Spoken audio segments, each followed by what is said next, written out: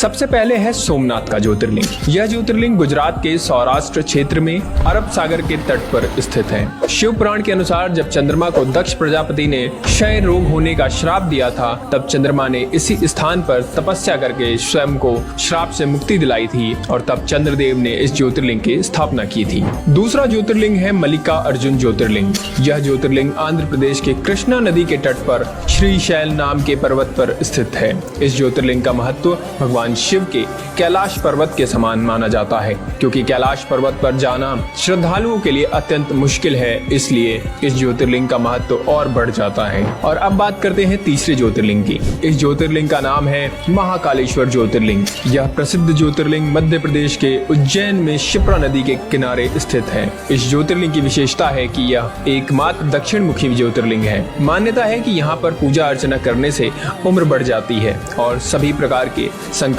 टल जाते हैं। चौथा ज्योतिर्लिंग है ओमकारेश्वर ज्योतिर्लिंग। यह ज्योतिर्लिंग मध्य प्रदेश के प्रसिद्ध शहर इंदौर के पास स्थित है। जिस स्थान पर ज्योतिर्लिंग है उस स्थान पर नर्मदा नदी बहती है और यह नदी चारों ओर बहती है, जिसमें यहाँ ओम का आकार बनता है, इसलिए इसे ओमकारेश्वर के नाम से जाना जाता है। मान्यता है कि तीर्थयात्री सभी तीर्थों से जल लाकर ओमकारेश्वर में अर्पित करते हैं और तभी उनके सारे तीर्थ पूरे माने जाते हैं। पांचवा है केदारनाथ ज्योतिर्लिंग।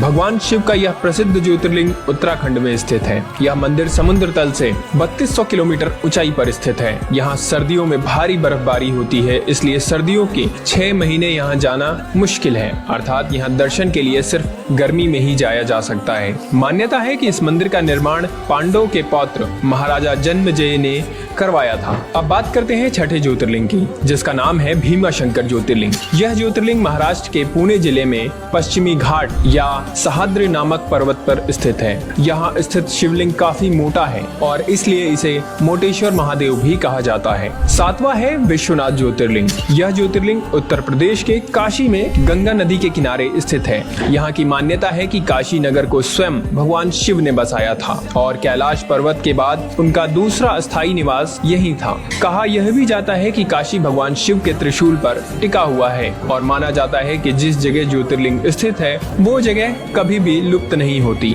और सदियों से वैसी की वैसी स्थापित है। कहते हैं जो भक्त इस शहर में आकर भगवान शिव की पूजा करते हैं उन्हें हर तरह के पाप से मुक्ति मिल जाती है। आठवां ज्योतिर्लिंग है त्र्यंबकेश्वर ज्योतिर्लिंग। यह ज्योतिर्लिंग गोदावरी नदी के किनारे महाराष्ट्र राज्य के नासिक जिले में स्थित है। कहा जाता है कि गौतम ऋषि और गोदावरी नदी के बुलाने पर भगवान शिव को इस ज्योतिर्लिंग में आकर बसना पड़ा था। इस ज्योतिर्लिंग की सबसे खास बात यह है कि यहाँ ब्रह्मा, विष्णु और महेश तीनों ही विराजित हैं, जबकि अन्य सभी ज्योतिर्लिंग में केवल भगवान शिव ही विराजित हैं। अब बात करते हैं 9वें ज्योतिर्लिंग की, जिसका नाम है वैद्यनाथ ज्योतिर्लिंग। यह ज्योतिर्लिंग झारखंड राज्य के देवघर में विराजमान है। मान्यता है कि इसे लंकापति रावण ने स्थापित किया था। दरअसल इस शिवलिंग को रावण ने अपने 9 सिरों की भेंट चढ़ाकर भगवान शिव से वरदान मांगा था। 10वां ज्योतिर्लिंग है नागेश्वर ज्योतिर्लिंग। यह ज्योतिर्लिंग गुजरात के बडोदरा क्षेत्र में गोमती द्वारका के पास स्थित है। इसके अलावा कुछ लोग उत्तराखंड के अल्मोड़ा जिले में स्थित जागेश्वर शिवलिंग को भी नागेश्वर ज्योतिर्लिंग मानते हैं।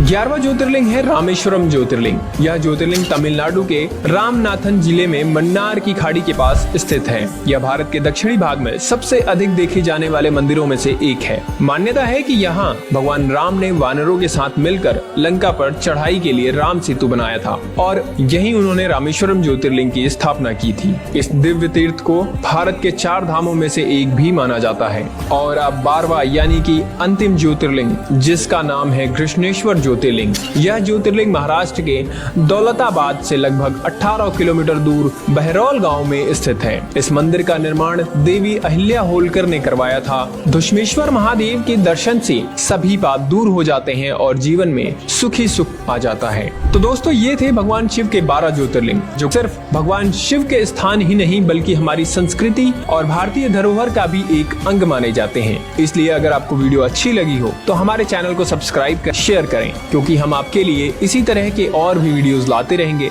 तो मिलते हैं आपसे अगली वीडियो में, तब तक के लिए हर हर महादेव।